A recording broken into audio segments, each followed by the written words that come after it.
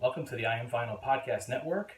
I'm Pete LaRussa, and I'm following up episode 0 from last week with episode 1. And today I'm going to be talking about upgrading my stylus on my Audio-Technica ATLP 120 USB turntable, as I've had an Ortofon Red on here since January of 2017. And last Friday I placed an order, and today it arrived a week later. So I am upgrading from the Ortofon Red to the Ortofon Blue. And I've watched a few videos, I've seen a few posts, I've read a few commentaries on how the upgrade from red to blue is basically like night and day. So I'm really looking forward to seeing how this turns out on my turntable. And I've had this Audio-Technica since summer of 2015, so coming up on almost 5 full years. And so once again, I've had the Ortofon Red cart on here, stylus, since January 2017, so almost 3.5 years at this point. And what I wanted to do with this little audio experiment for me personally, and to offer some commentary, is I wanted to choose a record that, number one, is one of my favorites of all time and has the production value that I consider to be top notch. In terms of the drums, guitars, bass, all around.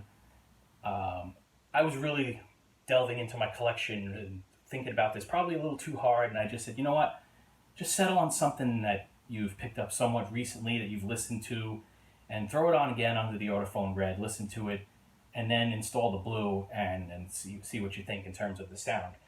And so I put some questions out there, and someone suggested use a German pressing if you have a really good German pressing. And I do have some really good German pressings in my collection that I've gotten from Discogs or eBay. But I would say that some of them are a little more weathered than I would like for something like an experiment like this. So I actually picked out something that was pressed in Holland. And it's something that I acquired from Discogs within the last few months. And it's one of my favorite albums from the 90s, early 90s. And has all the production value that I consider to be very high, especially with the drums. And it's Living Colour Stain from 1993. So, any fans out there that are familiar with this album, you know the production that is on here and contained within the grooves. And so, for the record in front of the camera here, that's the record right there. As I said, it's made in Holland. And it's pretty clean. It arrived in really, really good shape. Cover was, a little shelfware, but overall the record was in really good shape. So this is the one I'm going to go with for a final spin on the red. And then I'm going to come back, install the blue, listen to it, and then come back with some commentary.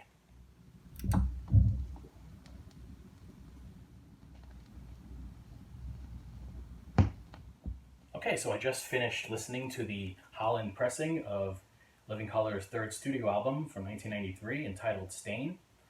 And it turns out this was definitely a good choice of an album to have made for an audio experiment like this, as I'm going to be switching out from the Ortofon Red Stylus to the Ortofon Blue Stylus that was delivered today. And I do primarily listen to a lot of hard rock and heavy metal, punk and hardcore music. And that is contained a whole lot within the grooves on this album, amongst other things like funk, and there's a bunch of drum samples and some random voice samples too. So the album was well-rounded in terms of hearing a whole lot of different audio sounds to do something like this. So I'm going to switch out the red stylus now and install the blue. Then I'm going to play the record again and then come back with some closing commentary.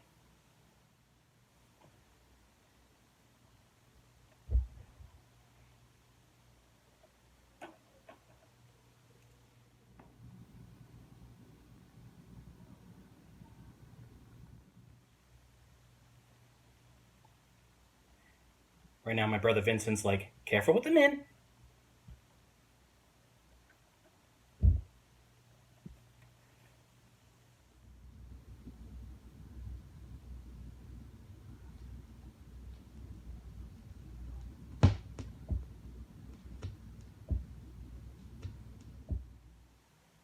Okay, I'm back after playing Living Colour's third studio album from 1993, the original Holland import pressing of Stain. And as I mentioned earlier, I switched out from the Ortofon Red Stylus to the newly acquired Ortofon Blue Stylus. And I have to say, in terms of everything that I had heard and read before doing this myself, I have to agree with everybody and, basically say believe the hype, believe everything you hear, and believe everything you read about upgrading from the Ortofon Red to the Ortofon Blue, especially if you own a turntable such as mine, the Audio Technica ATLP 120. I do have some people ask me at times about having switched to the Red initially on this turntable. And even that, going from the original cart that came with this turntable to briefly having a Shure cart that really didn't work out at all, and then switching to the Ortofon Red, it was really like night and day from going from the initial cart that came with this turntable briefly to that Shure and then jumping to the Ortofon Red. Just like this, the Red to the Blue was like night and day. I'll put it as simple as that. I'm not going to get too crazy technical. It's not really what I do. In terms of listening quality, I think if you're looking to do this and you're wondering about, oh, should I spend all this extra money on this? Is it really worth it? Should I just get something else, maybe a little cheaper? If you're already using an Ortofon Red and you're considering upgrading to the Blue, yes, definitely consider spending the extra money, because to me, I'm definitely a satisfied customer. I'm one album in, and if you're thinking about even just jumping from an initial card on your turntable to the Blue, then yeah, absolutely. It's definitely worth the investment to me. Thanks for joining me on this latest episode of the I Am Vinyl Podcast Network, and I will look to follow up with another video very soon. And if you're watching this video and you haven't tuned into our podcast just yet, we're 20 episodes in, coming up on our 1-year anniversary, and you can hear the I Am Vinyl Podcast on cnjradio.com, or you could subscribe and listen via Apple Podcasts. So until my next video, thank you for watching.